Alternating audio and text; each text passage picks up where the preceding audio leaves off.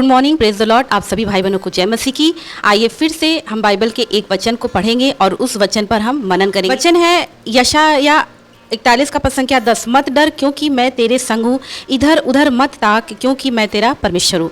आज हर एक मनुष्य के जीवन में किसी न किसी प्रकार का भय है, चाहे वो शैतान का भय हो, दुष्ट आत्माओं का भय हो, अंधकार की शक्तियों का भय हो, चाहे किसी को मौत का भय होता है कि, और बहुत से लोग ऐसे हैं जो संसारिक चिंताओं और संसारिक उलझनों से, इन संसारिक बातों से बहुत ही डरे हुए होते हैं। तो परमेश्वर का वचन क्या कहता है कि मत डर, इधर उधर मत ताक।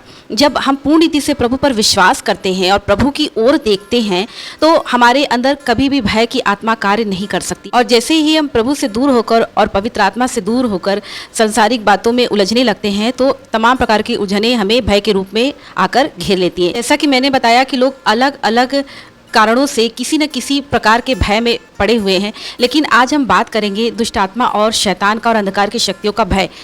अगर आप जानना चाहते हैं तो आप सुबह सुबह अपने गेट पर, सिर्फ अपने गेट से, अपने घर से थोड़ी सी दूर पर अगर आप थोड़ा सा नींबू और मिर्चा फेंक दीजिए तो वहाँ से देखिएगा लोग, जितने लोग क्रॉस करेंगे सब के सब लोग डरे हुए क्रॉस करेंगे कि इसमें भूत है। आज हर एक मनुष्य किसी न किसी प्रकार के भय के नीचे है, किसी न किसी प्रकार के डर से वो घिरा हुआ है।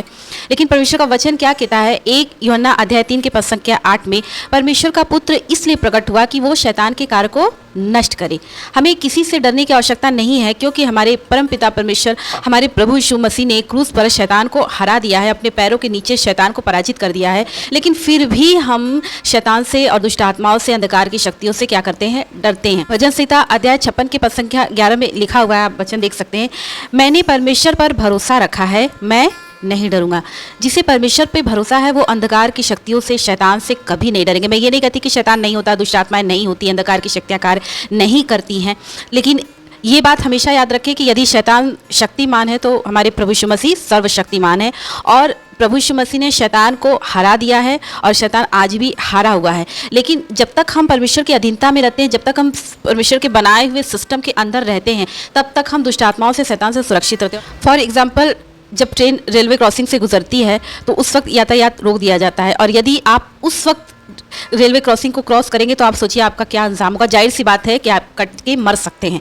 ठीक उसी प्रकार प्रभु के भी कुछ नियम हैं, कुछ रूल रेगुलेशन है। यदि उसको हम तोड़ते हैं, यानी प्रभु की हम आज्ञाओं को तोड़ते हैं, प्रभु ने मना किया है जिन कार्यों को करने के लिए कि ये कार्य मत करना, जितनी भी आज्ञाएं प्रभु ने हमें दी हैं, जिन आज्ञाओं, जब हम उन आज्ञाओं को तोड़ते हैं तो जाहिर सी बात है कि शैतान हमारे पास नहीं आता, हम खुद शैतान के पास चले जाते हैं, यानी कि हम प्रभु से दूर हो जाते हैं। और जब जाहिर सी बात है कि जो प्रभु से दूर होगा, ऑटोमेटिक शैतान उसको अपने नियंत्रण में ले लेगा। इसलिए हमें किसी से डरने की आवश्यकता नहीं। अगर हमें डरना ही है, पवित्र भय मानना है, तो हमें परमेश्वर का भय हमारे अंदर होना चाहिए, क्योंकि परमेश्वर का भय बुद्धि का मूल है। यदि हमारे अंदर संसार का भय होगा तो हम और तमाम प्रकार के उलझनों में इसी तरीके से फंसते जाएंगे, लेकिन हमारे अंदर प्रभु का भय होगा तो हम हर एक प्रकार के पापों से बचे रहेंगे, हर एक प्रकार के गुनाहों से बचे रहेंगे। इसलिए हमारे अंदर प्रभु का भय होना चाहिए, न कि दुष्ट आत्माओं का, न कि शैतान का, न कि अंधकार की शक्तियों का।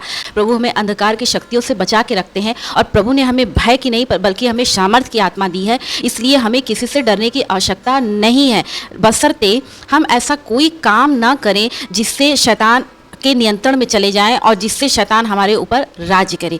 इसलिए हमेशा इस बात को याद रखें, प्रभु के आज्ञाओं में बने रहना है। मुझे एक छोटी सी कहानी याद है कि एक व्यक्ति था, और जैसा कि पुरुष लोग धोती कुर्ता वगैरह पहनते हैं, तो वो व्यक्ति कहीं गांव में, लोग अक्सर खेतों वगैरह में जाया करते हैं। एक बार वो खेतों से गुजर रहा था तो लोगों ने बोला कि भाई इस जगह पर तो भूत और प्रेत और दुष्ट आत्माओं का वास है।